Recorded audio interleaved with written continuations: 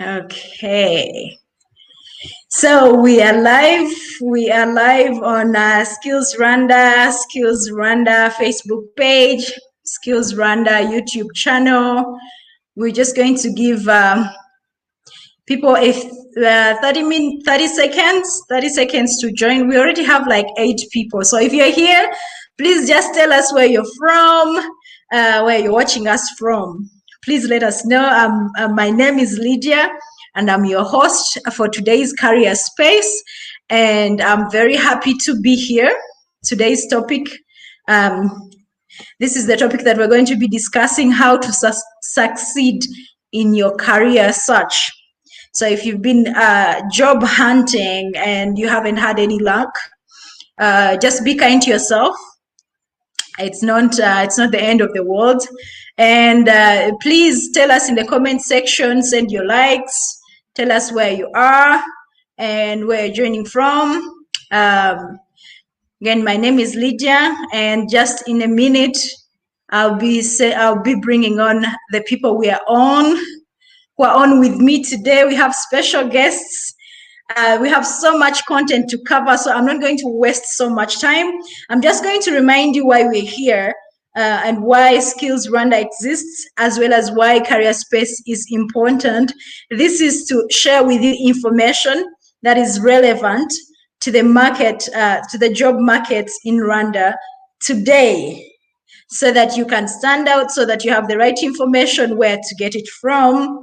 So we're not giving out jobs, just a disclaimer. No, we're not giving out jobs, but we are pointing you to the right direction. We are guiding you through your resume writing, through all the practices, best practices you need to go through so that you are in the best position to land your favorite job. So without so much dragging, I'm going to welcome my host. Today we have really 1 hour and we want to use it productively. If you have any questions, comments, put those in the comment section. Tell us where you're watching from. If you have a question, put it in there. And if anything you want to tell us, please put it in there. And now I'm going to welcome my co-host, Norbert. Hello, Norbert. Hello, Lydia. Thank you very much for the warm introduction. I can certainly see your excitement. I can hear your excitement, and I can certainly feel your excitement. I think we should all be excited. It's good to be back. It's been 2 weeks since we were last here. And like she said, today we're discussing how to succeed in your career search. And please remember, if you haven't done it already, follow us on Skills Rwanda on our Twitter page, on our Facebook page, and also on our YouTube page. It's streaming right now on Facebook and YouTube. I'm sure most of you are watching on YouTube and Facebook. So welcome, and I just want to thank you again for being here. And just also today we have Right Seat, so also follow them on LinkedIn, Twitter, Facebook, and Instagram. So that's Right Seat, RIGHT space SEAT, Right Seat. Thank you very much. All right, thank you, Norbert. And now I'm going to welcome our guests. And just for the people who have not been able to join us live now, you can watch the recorded session. It's going to stay on this link. And if you're watching the recorded session, you're in the right space. You're in the right space. So I'm going to welcome the Right Seat team, and they're going to tell us who they are, why they're here, and then tell us what brought them here. Welcome, Celine. Thank you. Hi, everyone. And thank you for having us, Skills Office. Thanks, Lydia and Norbert. I'm so excited to meet everyone. E-meet, actually. Nowadays, we're meeting virtually. So I'm happy to be here. And my name is Celine Uineza, like you mentioned, and I'm the co-founder of Right Seat. Right Seat is actually the first Rwandan HR company that was founded by female Rwandans. So we are very proud to have co-founded Right Seat. Right Seat has been founded as a solution or as a homegrown solution to bridge the gap between professionals and businesses, or professionals and companies, employers that were looking for jobs. Because my co-founder, whom we work together, we met a lot of challenges where we were meeting young people saying, oh, we don't have jobs, or we can't get into we don't know where jobs are found. And we were having employers as well who were claiming that they can't find the right skills. So being in the HR industry for over combined 22 years of experience, we said, let's venture in entrepreneurship, and co-found RightSeat. So RightSeat has many services. We do recruitment, and we do other HR services as well, of which you will be able to view on our website. And you can follow us on Twitter or Facebook, like Norbert shared, and then you will learn more about us. I am with my colleague, Katya, who is a recruiter, a talent curator. And welcome, Katya. If you could introduce yourself. Thank you, Celine, for that wonderful introduction. Yes, like Celine just mentioned, I'm also part of the RightSeat team.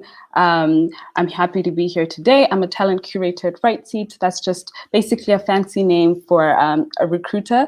I'm a talent management professional. That means what I do at RightSeat is I coordinate most of the recruitments that we have ongoing.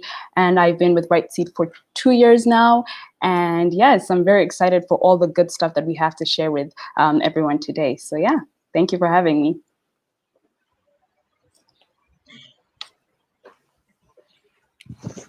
Thank you. Great. Thank you for those wonderful introductions. I hope everyone is very excited to know what RightSeat, the first female co-founded recruiting service, what's that? Human resource service provider in Rwanda.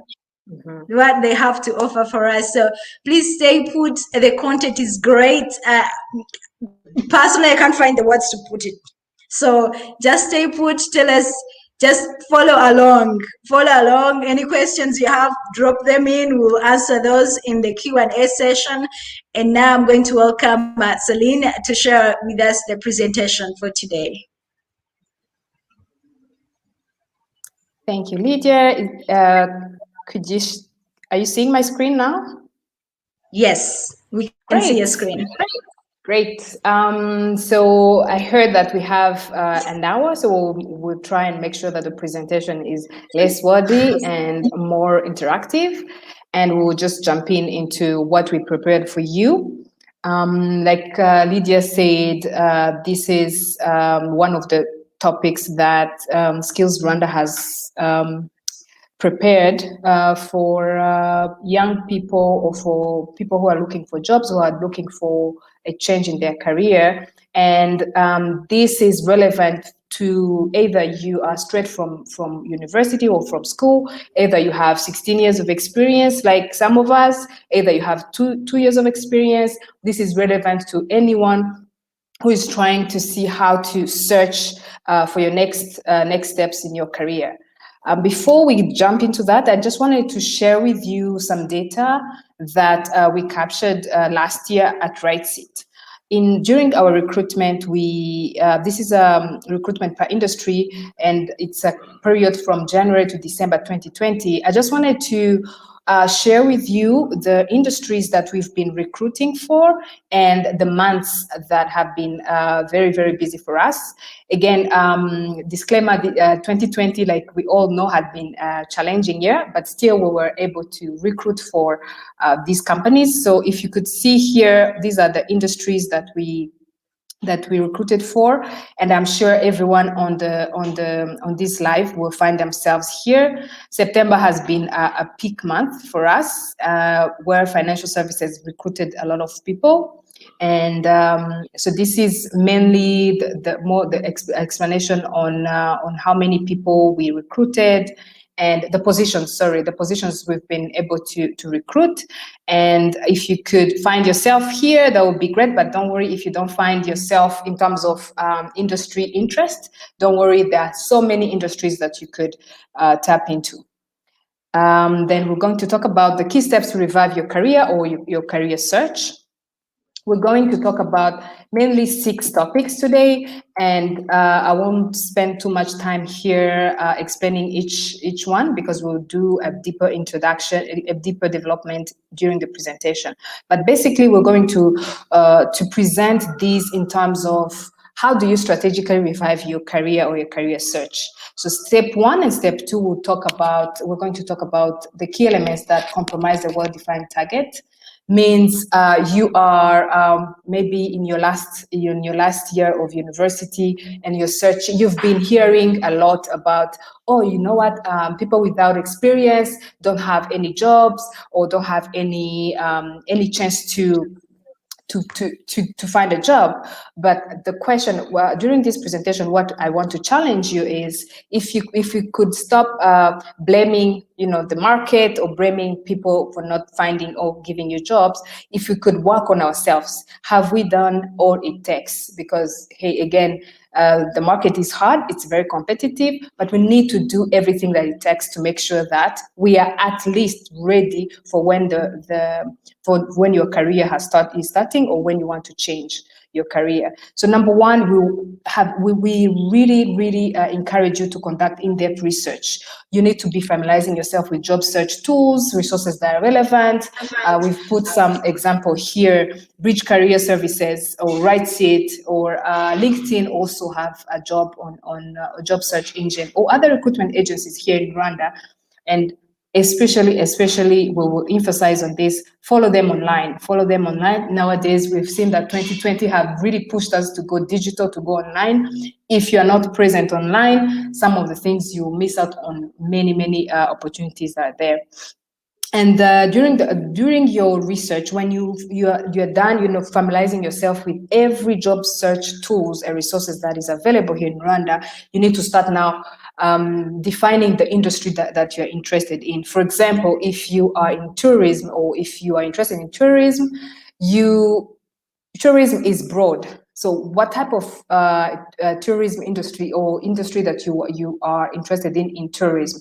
There are hotels, there are many hospitality industry, or hospitality common grounds that you could research on, and make sure that you know what's happening in that industry. For example, in the hospitality, we know that 2020 has been hit a lot of hospitality businesses. But do you know that there has been also some fund relief that came from BNR, that came from banks? Have you familiarized yourself with what's happening in the industry that you're interested in, if it's hospitality, and how they've been, yes, hit by COVID, but what is it that is being done here in Rwanda or even abroad to help the industry sector to be back on track in the coming months? And then you have to really make sure that the role that you are interested in. Now, roles will differ. Roles are different. Let's say, for example, if you are in finance and you want to start your career as a finance person, there are junior roles for you to get there. There are junior roles that are there. You could start as an assistant, an accountant. You could start as a general accountant. You could start as a cashier. You could start. How have you done your proper research on the roles that interest you, really? And then we talked about geography. The reason why we emphasize on geography is not everyone is going to work from Kigali. I was very pleased to see people from Huye, people from different places. So there's a lot of opportunities also not outside of Kigali. So we don't need to focus ourselves a lot on what's happening in Kigali, but we need to broaden our search into the geography, other provinces in Rwanda, and what type of companies that are there. Then we emphasize a lot, you can and should have more than one target. However, each target requires a distinct search. We will continue to talk about this in the next few minutes, but then I wanted for you to get this quote from Neil Armstrong: research is creating new knowledge. Do a lot of research, and don't worry if the job of your dream is not coming today or tomorrow, but at least make sure that you are on top of your game and do a lot of research. So without further ado, I think I will give the next presentation will be done by Katia, and I will come back to continue with the presentation after. Katia, floor is yours. Hold on. Okay, yeah. So thank you, Celine, for giving me this time. So just to say a quick thing on the research, I know research can be daunting, especially if you don't know where to exactly look.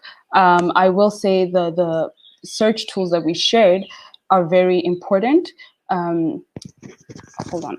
Is this, sorry, the presentation is not being, okay, great.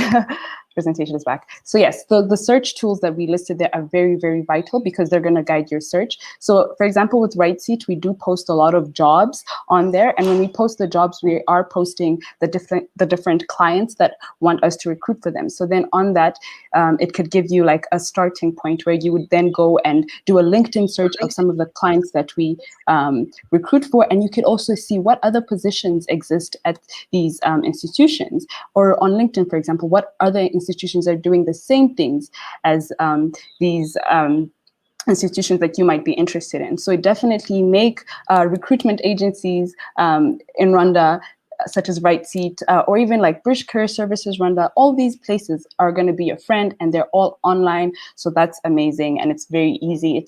We're moving away from the era where people have to like walk to the place and go and depose, your resume. You could always just do all of that online. So yeah. Okay, so then now we are at the point where we have identified what your target is, you've done your research, now you have a more honed in idea of where you're going in your career. So then the next step that comes out is creating a marketing campaign. So when we say marketing campaign, basically what we want you to understand is the fact that you are your own brand. You are the brand that you're trying to sell to your future employer, to a recruiter. And with that, there are 4 elements that you need to be paying attention to. So the next slides are definitely going to be looking at each of those elements. So first, is the personal branding. This comes in, your CV. We're not going to spend a lot of time on that because we do know in the past Skills Rwanda has done presentations on that, but we want to talk more so about your online presence, right?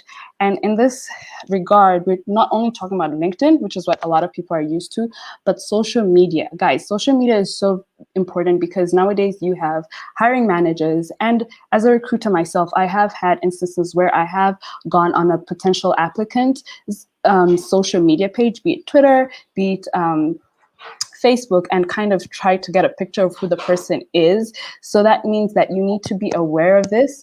We are all entitled to posting whatever we want to post on our own private social media pages, but it's very much important to know that these spaces are public, and that means they're open to public scrutiny. So I, as a recruiter, can come on there and I might see something that misrepresents who you are professionally, and that might hurt you in the long run. So a lot key points that I like to share with people is, if you are doing that sweep of your social media page, make sure you're looking through your connections on there. Who are you following? What kind of pages are you liking? If you feel that they might come off as a little unprofessional or a little risque, then maybe you want to just like unfollow pages or unfriend people. And another thing is the content that you're posting. I always say that you don't want to post too little, but you also don't want to overpost. So find a happy balance of posting things that are relevant to what's going on in your life, but also communicate what you are passionate about professionally. So for example, if you're in the human resource field, are you up to date with what's been going on in the HR world? And if you are you posting about that? So that's a good thing to think about. And then lastly, if we could go back to the previous slide. Yeah, all right. So lastly, grammatical errors. That's very, very important because if you're posting things that have a lot of grammatical errors, that might just signify that you might not have really good writing skills, and that might hurt you in the long run. So always just proofread what you're posting on your private social media pages, because that does speak volumes to someone who might be interested in hiring you. All right, so the next slides are going to be covering cover letter, LinkedIn, and all that good stuff, interviews and networking. So I want to talk about LinkedIn real quick. So with LinkedIn, I don't know how many of you guys that are tuning into this broadcast are on LinkedIn, but if there are people out there that are not on LinkedIn, I highly, highly encourage you to create your LinkedIn profile today. The good news is I have really quick, easy steps for you on how to go about that. So with LinkedIn, it's a beautiful tool. It's a beautiful tool for jumpstarting your career, but also to network, build your networks and that kind of thing. So the first step I want to talk about is this idea of optimizing the top half of your LinkedIn profile. So this consists of three major important things. If Celine could go to the next slide, I do have a sample. Yes. So right here, I have a sample of a LinkedIn profile. And I chose this sample because it's very relevant to a lot of people, because this is a fresh graduate, right? They're not working. So someone might be confused in the sense of like, okay, what's going to be my title, right? So the first thing you want to do is have a professional headshot. So that's a picture that just shows your upper body from your arms going on upwards, professionally dressed, your name, and then your title. So your title would include basically what you majored in. So she's a marketing graduate of Miami University. It could be logistics from University of Kigali. And then your location could, Kigali, Rwanda. And then if you, for example, are currently unemployed, but you've been working in logistics, right? You want to add that there. You want to add that, oh, you're a logistics professional, and then your location, Kigali, Rwanda.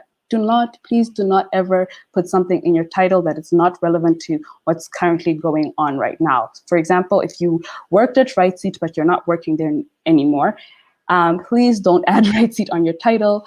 That's not going to look really well on you. And then if you're currently working, then that's perfect. You could just go ahead and write your title at your job and where you work from and your location. And then the next part that's very, very important is the summary. So with the summary, I always tell people to have 2 to 3 sentences that are in first person. So that means you are making it personalized. So in this case, she talks about how she's a graduate student of Miami University, and that she just moved into this new place.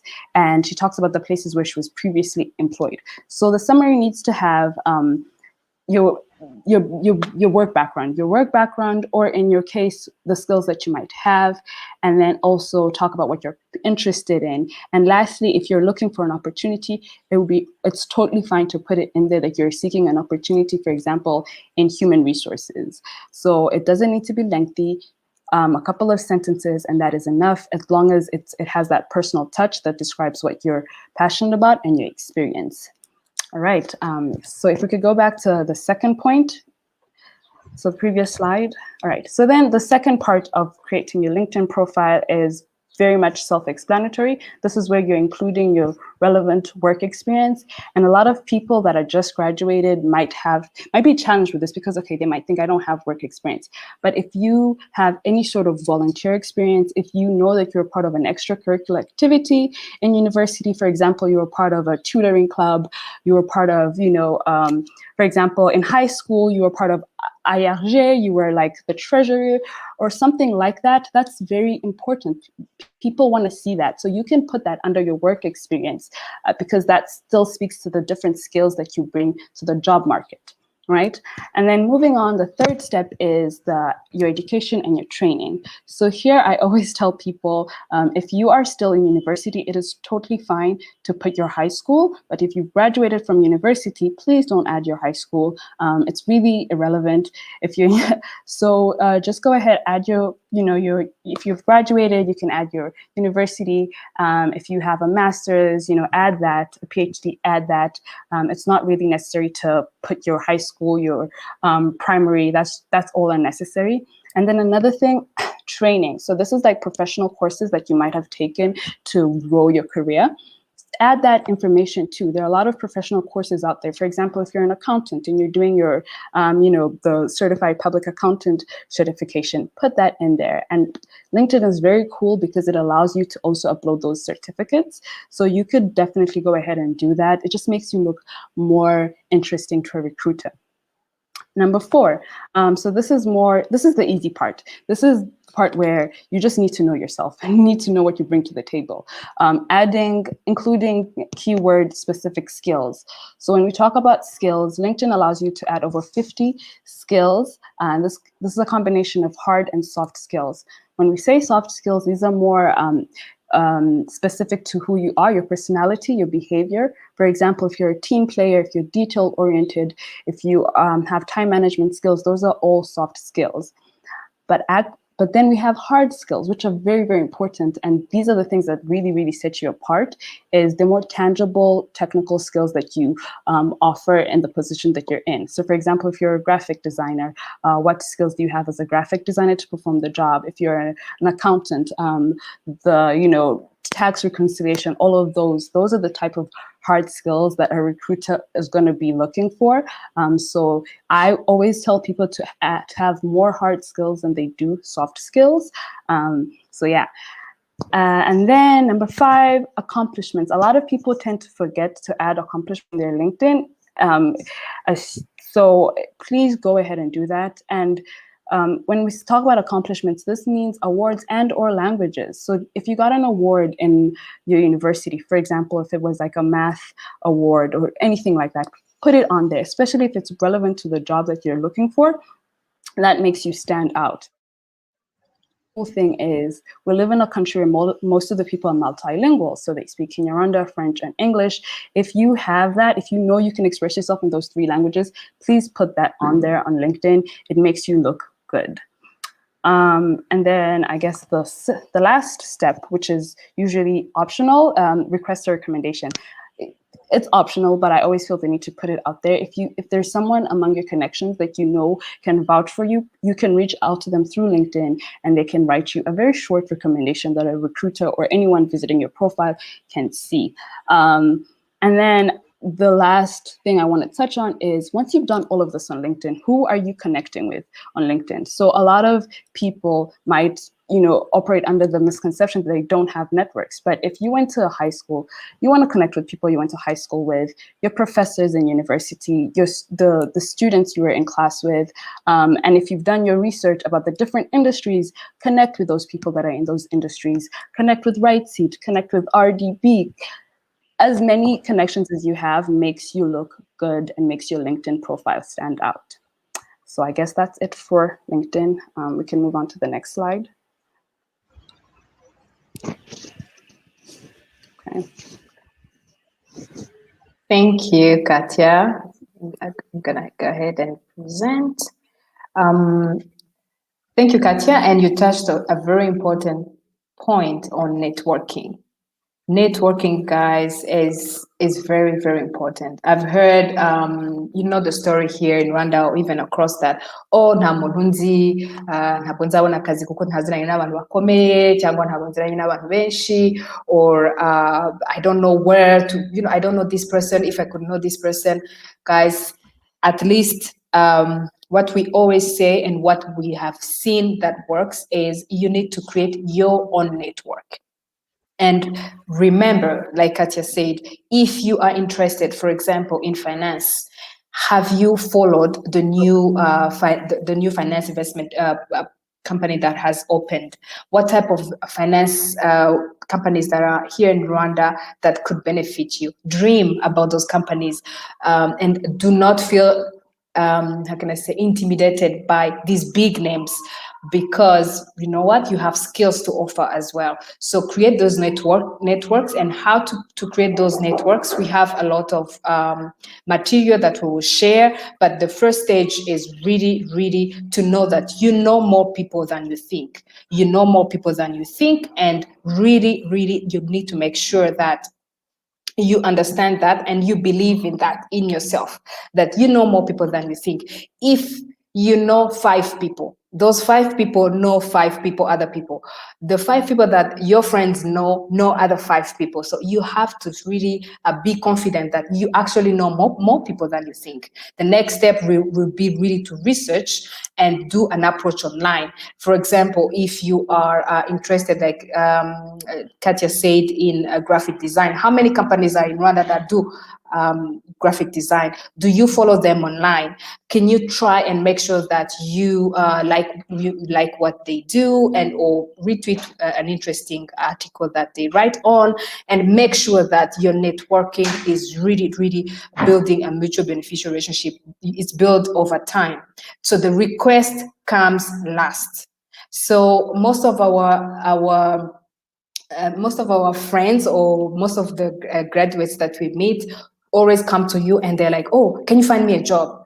write at the first sentence, but you know what, this comes last because I don't know your interest. You've not done any appealing elevator speech, if I could say, or really introduce yourself in a manner that I would be more interested to recommend or point you where you could go find a job. So the request comes last. Then you'll be able to be open to meet new people and follow up with people after you've met them.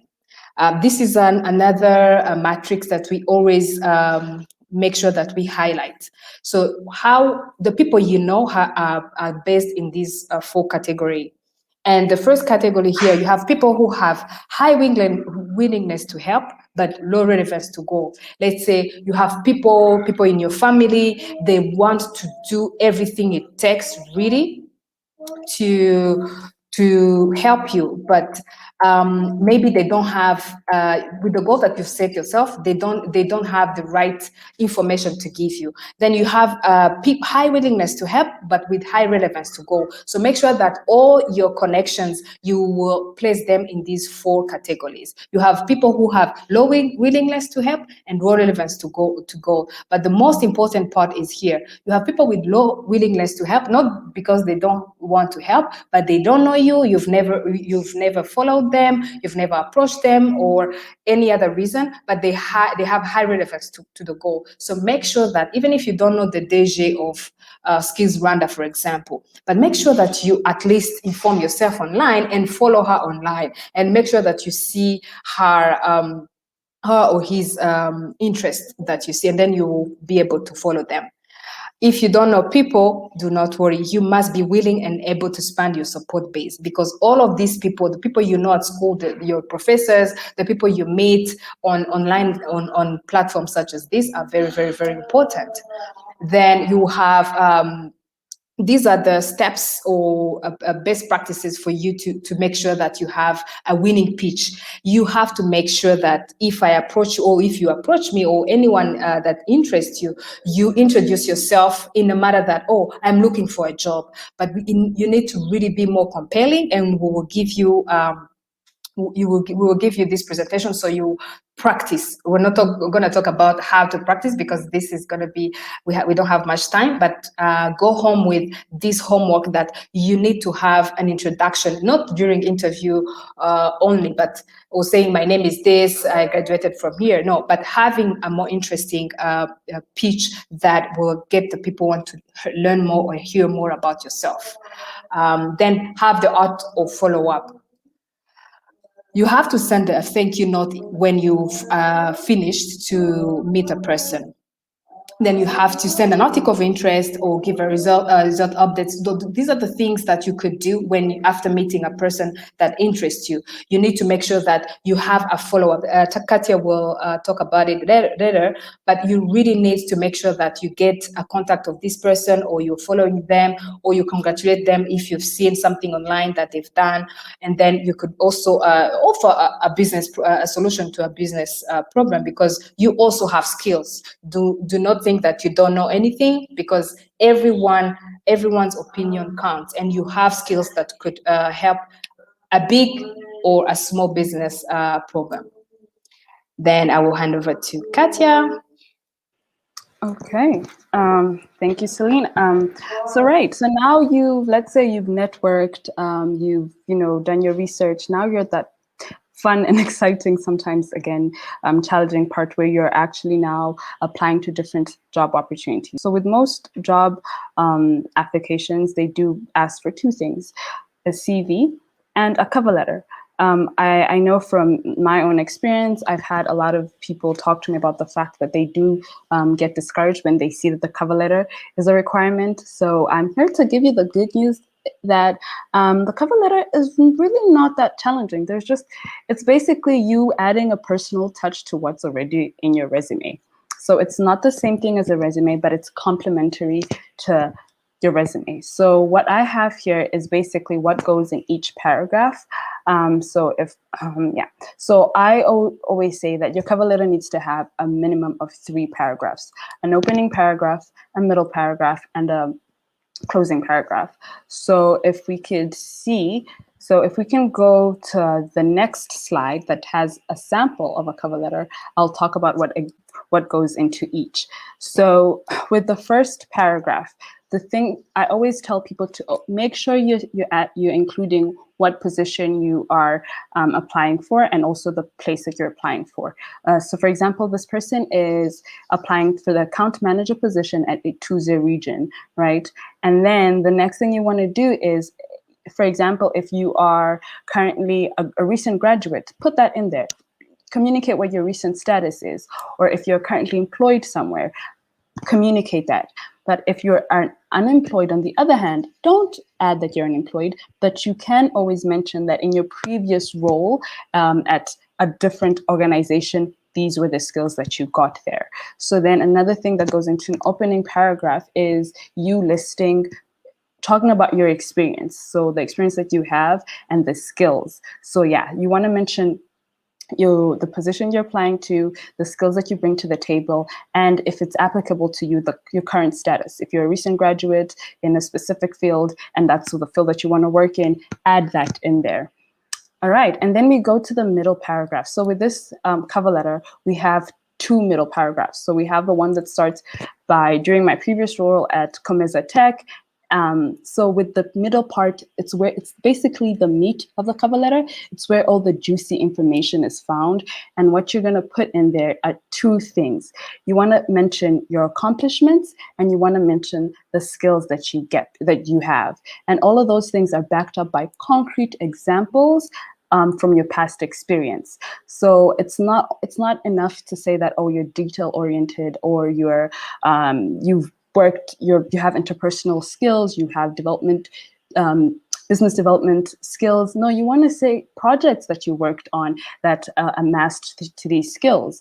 And another thing, when you talk about accomplishments, in this sample that I have, there's quantifiable accomplishments that you can talk about. So if you brought, let's say, 50 clients to your workplace, that's something you want to mention in your cover letter. If, for example, if I, as a recruiter, I've done over 100 recruitments for RightSeat, I would want to include that in the cover letter. So yeah, so the two middle paragraphs always have your accomplishments, the skills that you have, and concrete examples of how you attained those skills and those accomplishments. And if you're a recent graduate, this is where you would include the different things you were doing on campus. For example, did you have an internship? What were the skills you got from that internship? Were you the president of a club? Put that in there. And then the last paragraph is very simple. It's basically you repeating your interest in the position and then also kind of summarizing the skills and expressing gratitude and just saying that you are available for follow-up on that kind of thing. So all of that is in the previous, it signals all the important stuff that go into each paragraph. And again, you'll have this presentation with you and you'll have this sample with you and you can go ahead and use it. And I always tell people this,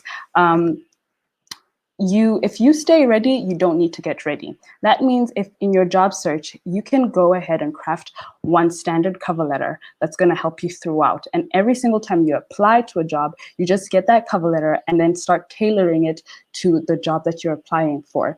And what you would use are two things. So you want to use your resume to guide your cover letter, but then you also want to use the job description of that position that you're applying for, because the job description tells you the exact skills that they're looking for, and then you use your resume to see if you have those skills, and then you start picking and choosing what goes into the cover letter. So yeah, you have the sample and you have the key things that go into each paragraph, and then I hope from onwards it's going to be so much easier. So yeah, I think you can. All right, so now you have your cover letter, you've given your resume, and yay, they're interested in meeting you. Now you have the interview stage. So when it comes to interviews, there's just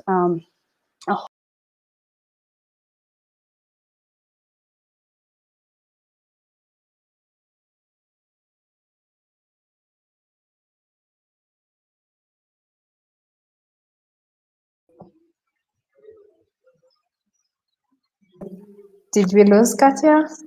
Oh. Sorry about that. I think we lost her. Yes, I think we lost her. Would you want to take over? Just Yes. also, I think before you take over, we have some very interesting comments from our viewers. I remember there is one. I don't know if Norbert, you want to read us one here? Yeah, I think I'll just thank you, Lydia. Let's just go to Jeremy here. I think he he made this comment while Celine, you were presenting, Yes. and he Yes. talked about I think resume writing and CV writing. Is that always just so? He says, ask your native English-speaking colleague or friend to check your writing if possible. So I think those are people, if you're not confident in your English and you're submitting to a company that is the job application is in English, I think that's just what he means. You want to elaborate on that, Katya? Sorry, Celine? Oh yes, again, we have to be mindful that English is not our first language, but that's not an excuse. That's not an excuse to make errors. And I think if you graduate from school, from high school, from university, at least we've learned to write in a way that doesn't have typos or to make sure that we elaborate. But it's always good and advised to ask for help to review your marketing package or your marketing, I could say, project, or because when you say marketing, it's branding. Remember, it's not about the CV, it's about the story in your CV or in your cover letter. So if your cover letter has a lot of typos, amakosa menshi or languages zidasa tangwa spaces nishi, it tells me a lot about you, not about the job, and it discourages me a little bit to get to know you better. So you don't have to write a lot of English, complicated English from Harvard. No, a simple one that is clean, and also we all have phones, we all have Google. So even if you Google and say how to write a good CV, how to avoid making errors in your cover letter, it will show you. So there's no excuse, guys, to say, oh, I don't know English, or I don't know how to write. We have all these resources, we have internet. We have to keep getting better and better. For example, my English I would say that English is the third language, my third language, because I'm very conversant with Kinyarwanda and French. And I studied English only, I even finished my university in French. But I always have to ask maybe people we work with who are more comfortable in English to, double check and cross check if the email I'm about to send is correct. So don't shy away, or don't say, oh, I ask a lot. Teamwork is key here, and people are willing to help. Yeah. Absolutely. And let me just also add on to that is no matter how good your English is, I think even most people have like at least 2 or 3 people cross-check what they've written. Not just because of just for English, but also for advice and opinion, especially from people that know you, that can say, maybe here you're sounding a bit too boastful, maybe tone it down. But that kind of advice among your peers and your colleagues always actually helps. So don't be scared to ask for help. And yeah. Excellent. Katya is back. Is Katya back? So we have a few slides, and I think we only have 5 minutes, and then we'll take on questions. Okay. Yes, Katya, I think you're ready now. Yes, back. I'm sorry about that. Okay. It's fine. This is a live session, so what you see is what you get. And internet sometimes comes on and sometimes goes. So let's get right back into it. All right, awesome. So I think we're about to talk about interviews, and I was just sharing with everyone the fact that there's a lot to talk about when it comes to interviews. But what I want to share with people that are on here today is something that I see that a lot of people struggle with is, how do you answer interview questions? So people, you're familiar with the fact that if it's an interview, you come on time, you dress professionally, all of those things that we all know. But a lot of people struggle with, how do you actually answer questions so that someone can know that you do have the skills that they're looking for. So I always say that use the 3 C's methods, which is answer the questions calmly, concisely, and cohesively. So with Calmly, a lot of the times, questions that they might ask are questions that would require you to think. And I encourage people to just preface and tell, whoever is interviewing you, can I have some time to think about this? And that buys you time to collect yourself and to calmly think about what you're going to say. And then when I say concisely, that means your answers just need to be straight to the point. And then cohesively, things need to make sense. They need to follow some sort of pattern. You shouldn't have answers that are all over the place.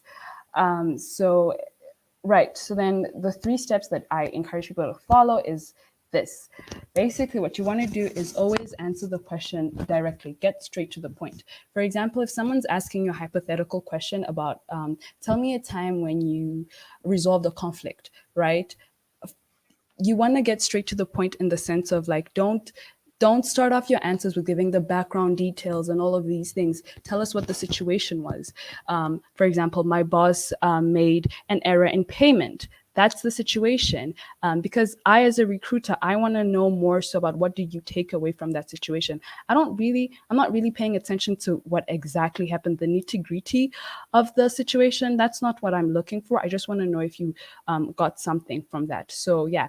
And then the next step is always having concrete examples that back anything that you say. Because if you say that you're detail oriented, okay, good job, but give us an example of you being detail oriented, right? And then lastly, what you always want to do is make sure that you bring everything together. You express that the qualities that you've talked about that you have relate to the experience that the job is looking for. So that means that this is the part where I was saying like, okay, does this person understand the takeaway that I'm trying to get from them when I ask them these questions? So you've said a hypothetical about how you solved a conflict, and now you have problem-solving skills. How do those problem-solving skills make you valuable to us? So that in that way, you could just give an example. You can give an answer of like, just showing that you understand that this position requires problem-solving skills, right? So if you follow those 3 steps, and if, let's say, you forget everything, please remember the second step about giving concrete examples from previous experiences that can support whatever you're telling whoever is interviewing you. And then the last thing I want to tell you guys is always come prepared to answer directly the question about your salary expectations.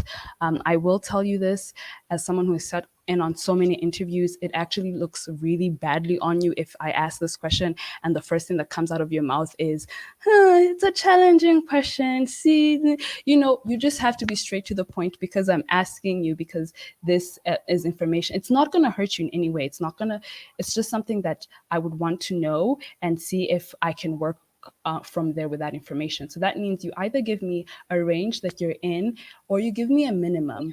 And if you're feeling like, oh my God, I really want this job, the amount that I'm gonna say is gonna hurt me, always add that, 500,000 negotiable. Just add that negotiable there. Then it makes us, okay, as me who's interviewing, I'm like, okay, the person is willing to negotiate with me.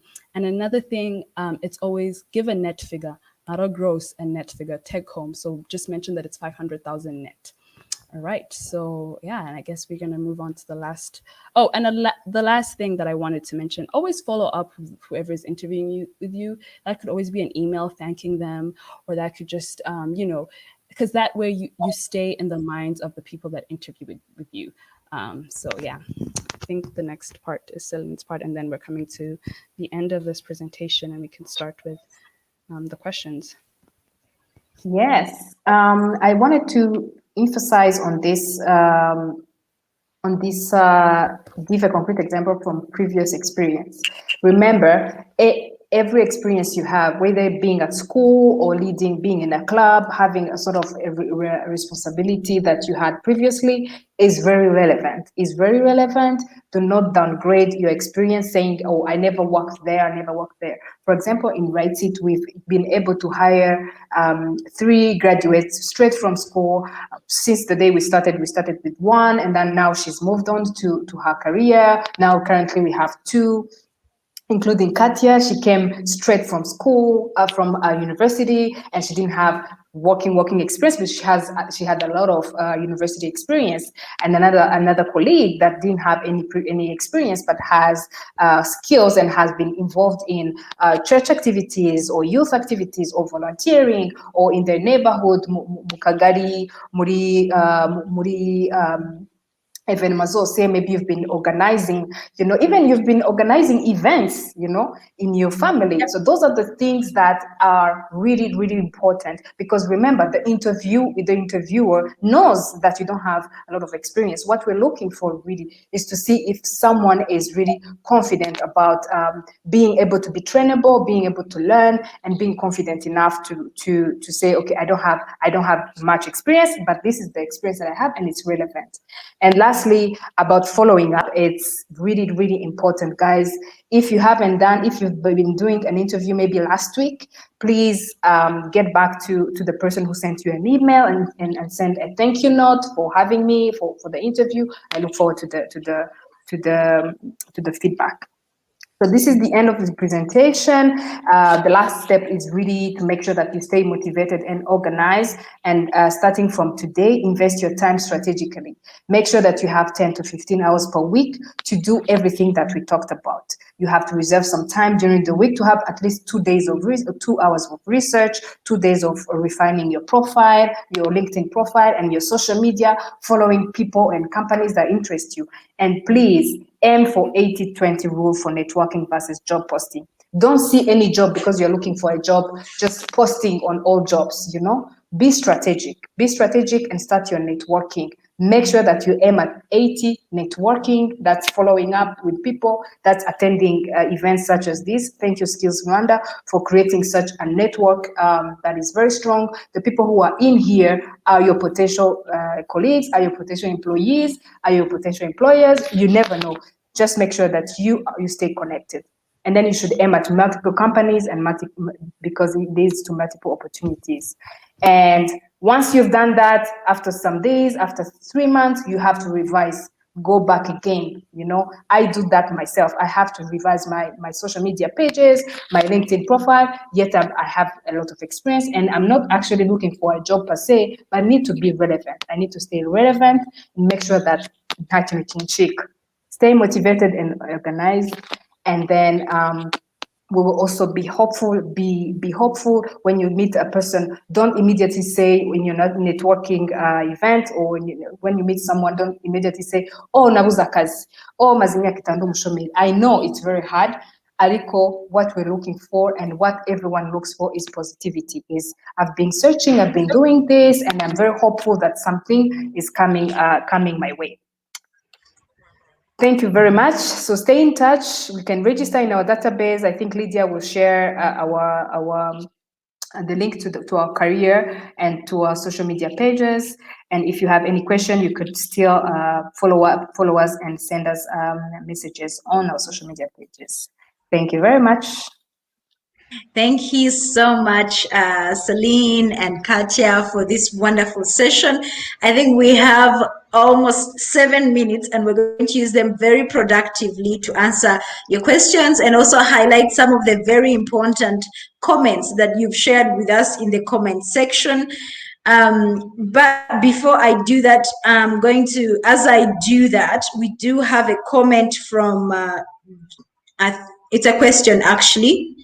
There's so many interesting things, but let's start with the question.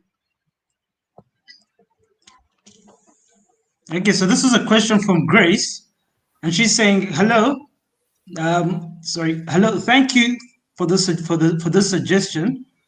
Can you share with us some common mistakes candidates make in their resume or interviews?" You want to take this, Katya? Yeah, I can go ahead and take that. So the common mistake that I feel like I touched on it during my presentation, but it's not being concise.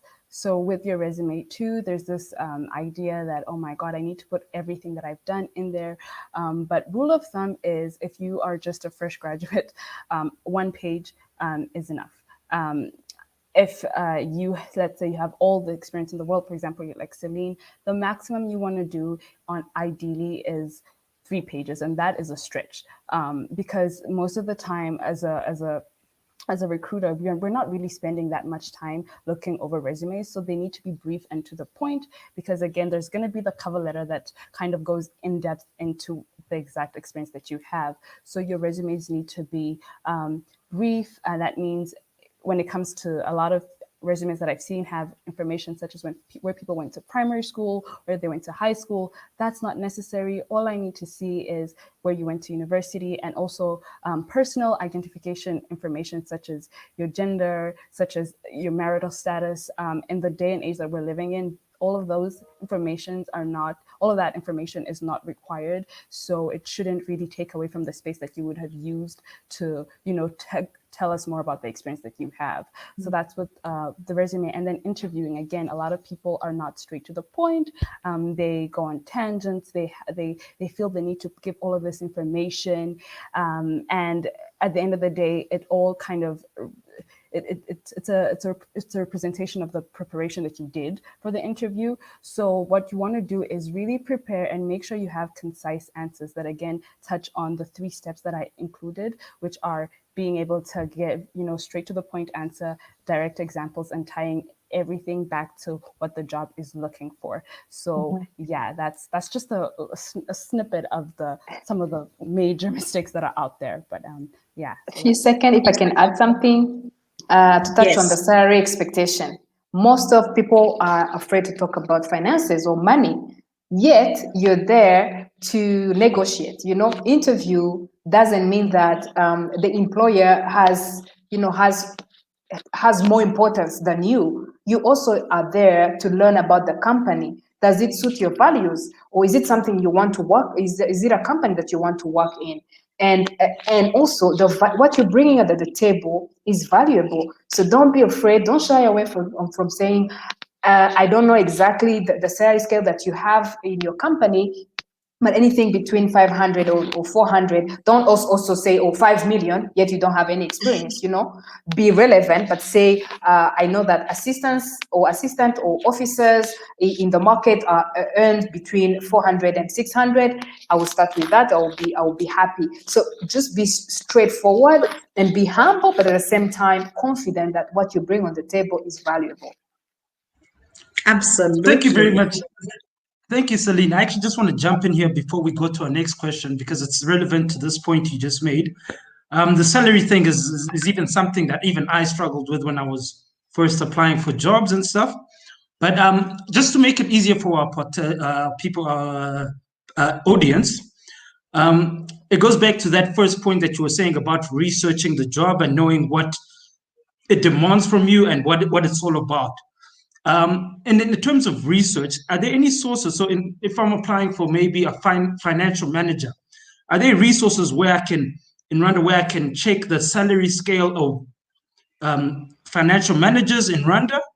I know LinkedIn usually has that pay scale source to certain jobs, but is there any other resource in Rwanda that people can refer to for that kind of pay scale for a certain job? They are currently not available for now, but I know that I think the Ministry of Labor is working on a general size scale. But I think online it gives you a general, or even using the networks. I'm sure that everyone on here, for example, if you're applying for a tailor, you have a friend who have a friend who have a friend who is a tailor. If you could ask not that how much are you making, but in terms of, okay, what's in general a tailor salary in banks, for example, you know that it's between 150 and 300. So that gives, you don't need to be exactly, you don't need to have all the answers in your hands, but at least you need to do some research as we wait for the salary scale for the salary scale to be published. Yeah. And that goes back to your comment about using your network and getting information from your network. Thank you very much. So the next question here we have from Jeremy again. Thank you, Jeremy, for your questions, and they're very enlightening. What would you say is unique to the job search in Rwanda that is different from other countries? Celine, you want to take this? Mm-hmm. Well, I think job search, I would say that the resource, the people, or I can say Rwanda is we have 75% of the population is young here in Rwanda, and is between an age of maybe 35 and below.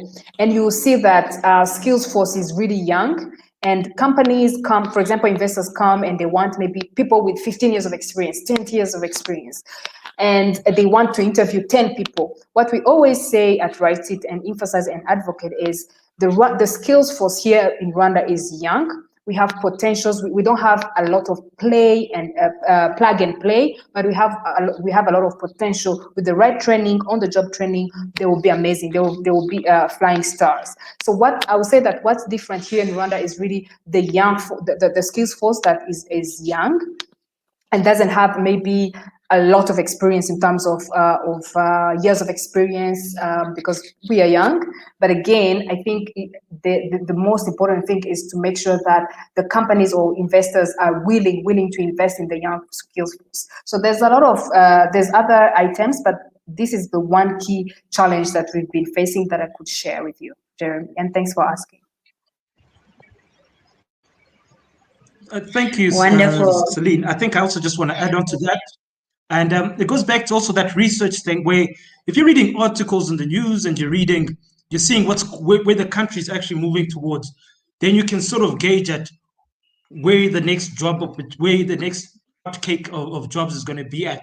So it's just thinking right now we're into medical tourism. So that health sector, look at the jobs that are needed here in the health sector.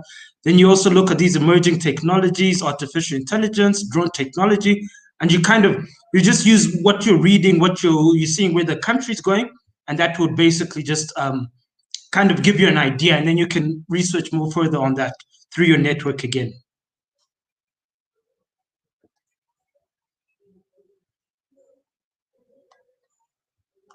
Exactly. Thank you. I think we lost Lydia, and I think it's I'm right here. Session. Mm-hmm. Yes, I think we are 1 minute past, so we made it.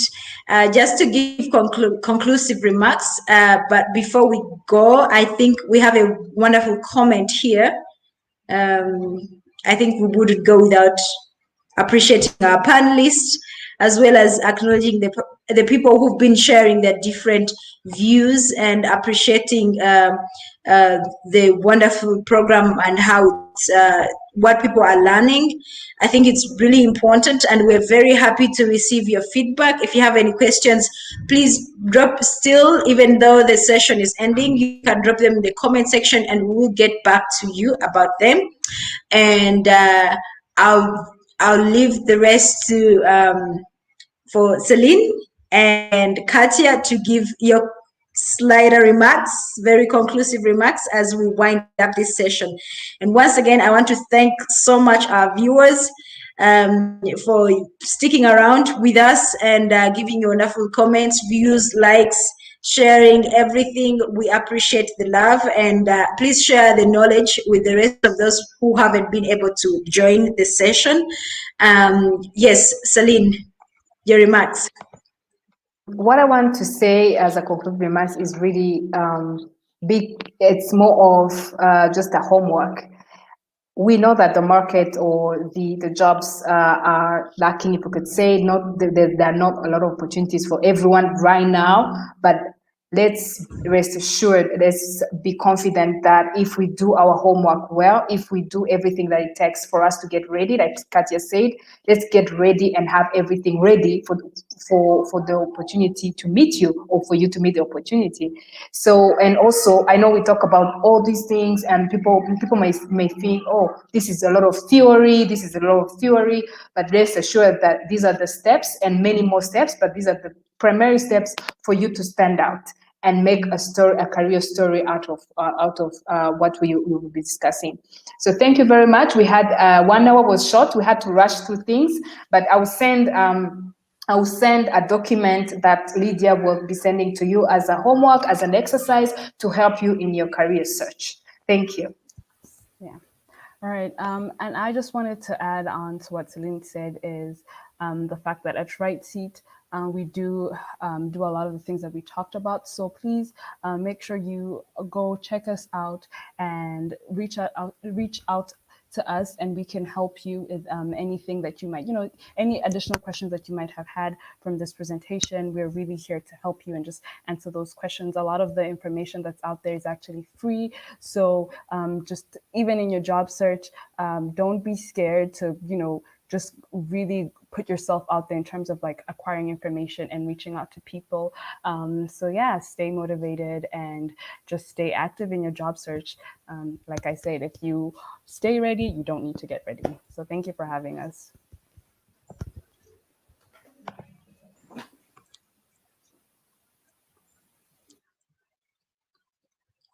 Lydia, you still there? Have we lost Lydia?